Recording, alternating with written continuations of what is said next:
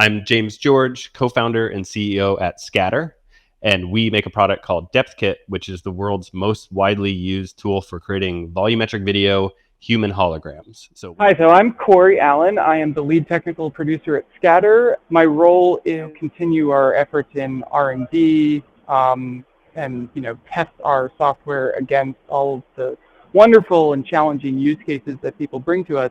I'm Elena Peach. I'm a creative producer here at Zero Space, and I'm just really excited by all things 3D. My name's Austin Kane, and I'm also known as Cause in the XR space. I am a photographer commercially and professionally for about 20 years now, and I have recently, in the last few years, started 3D modeling and doing more immersive design in the VR and XR spaces. I'm Christy Finnison, and I'm an immersive storyteller, 3D artist, 360 videographer, and interactive simulation developer. You can see with both of our cameras right now, one of the clues that we build in that's very subtle is the idea of a drifting camera in virtual space that shows, being able to move the camera. I can spin it around. James is also spinning his camera around. So I bring all this up because this is our tool in action. We have access to some of the most advanced production technologies in the world, and it's really amazing that we're not only able to work on really high-end client projects, but also focus on initiatives that give back to the community, and that's why we were super excited to be involved with this year's Poly Awards. We thought that it was absolutely groundbreaking to have an award show that involved the LED XR stage, involved volumetric capture, involved all the amazing creators that the Polys team honored this year. Our work with Ben Irwin in the past on the Polys Awards and in the Summit series that he's done, when he brought the third annual Polys to life in Zero Space in Brooklyn, New York, for a live experience, we were introduced to James George and Corey Allen from Scatter.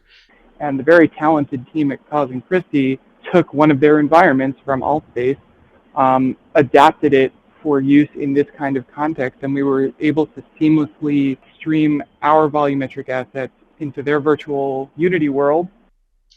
The coolest part about what we're doing is not that we're putting video into a digital world, but it's that we can then fly a camera around this video. We took the existing Polys world that we had built for AltSpace, and we used it as our environment and our stage for these volumetric presentations. And so during the show, we had Julie Smithson and Sophia Masasha and a few others who would come into the cage and then have a guest come in as well, and they would interview them live volumetrically. Meanwhile, we took that little volumetric capture, put it into our world. We were able to direct Cinemachine cameras to fly around and move in and give a more realistic sense of 3D presence rather than just a flat video straight in front of you. It really helped sell the effect of them being in the world itself in a full volumetric way. We had them show up in different parts of the world. Because it's volumetric, we wanted to show off how they really are, spatially present in the space, so that you could see that, this isn't just like a green screen. They are 3D in the space. As people came on and off stage, rather than just kind of materializing out of thin air, out of little blocky pixels, he just hit a key on the keyboard and a little portal would pop up, and people could walk through it. So right before the guest would step into the volumetric capture, thus appearing in the Unity world, we would open the portal, and the portal door would raise up right next to our host. So as they in the physical world walked into the stage, they essentially were walking out of this portal and onto the little stages that we had set up throughout the world. Then we'd bring the portal back up and they'd be like, oh, looks like it's time for me to go. See you later. And they'd walk through the portal and out of the 3D world. It really helps tell the story and really gets people comfortable with the idea of, oh, this is what it means to be fully 3D in a virtual environment. It was a wild ride.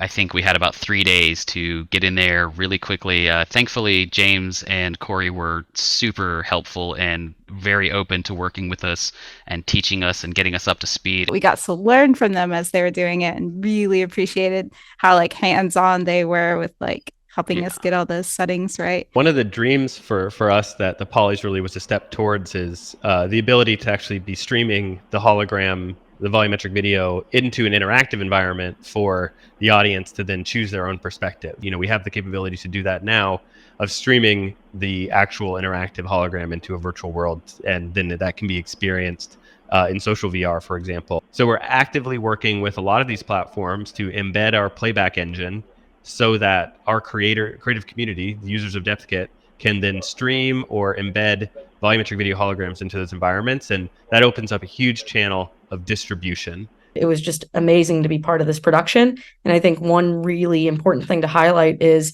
to the best of our knowledge, this was the first ever award show to use real-time volumetric capture, which was really awesome that we were able to do something so groundbreaking. The super exciting thing about working within the immersive tech space is all of these workflows, all these interaction paradigms, they're not yet written yet. And I think that that's what makes it most exciting, is we're really pioneering this whole new industry. And I think for us, for people that work in this space, it's ultimately our job to really think about what are the best ways that people are going to interact with each experience. If we make really fantastic experiences, we're going to make more consumers excited for the potential of this space, thus boosting its adoption and its growth. And that's really why we're all here, because we see that future, and it's our job in making sure that that future happens.